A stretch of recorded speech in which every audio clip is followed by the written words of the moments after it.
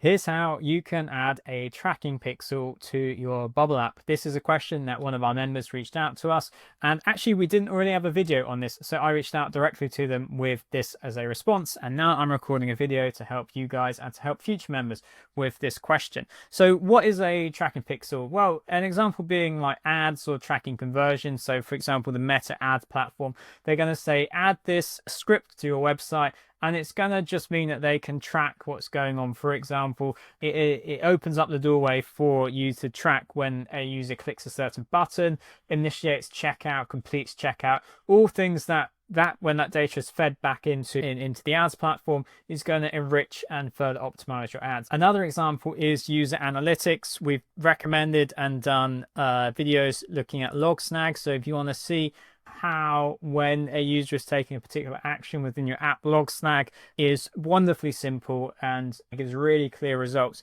If you want something which is a bit more kind of data rich and just deal with the most complex funnel or charts that you can imagine, then we've also used PostHog, and I think PostHog's pretty cool.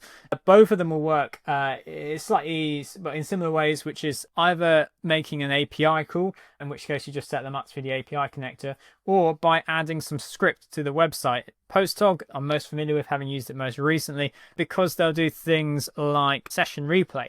So enable to watch how your users navigate around your app, you can add the PostHog script, and then you have a choice of how you track the events. So if they click on a certain button, well, you can actually either just identify that in the PostHog like editor dashboard, but you can also do specific actions, and that is either again with an API call, or you can do it with JavaScript. So if we look in docs and SDK Java, so you'd add a script like this, and then you would capture events. They've got an example on this page. Here it is. You'd run this JavaScript, and the way that you can do that in Bubble, if we go into the so you'd add the page script that you want loaded on every page. You'd go into settings, SEO, meta tags, and add it down here. You'd follow their instructions and whether it goes in the header or the body. And then if they say run something like this, then the way you go about that, if I just find a random page, if we add in run JavaScript, and I have run JavaScript because I have the Toolbox plugin. Yeah, Toolbox. So Toolbox allows you to run JavaScript as an action. Very helpful for this sort of thing.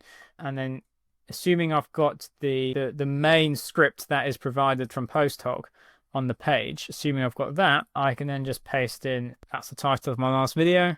Where's it gone? I can just take something like this. This is under the capturing events section of PostHog, and I can just paste it in. And well worth testing because it's easy to introduce errors when using JavaScript like this. And remember, this is going to have a slight performance impact on your user because it's part of the workflow. So just be aware of that.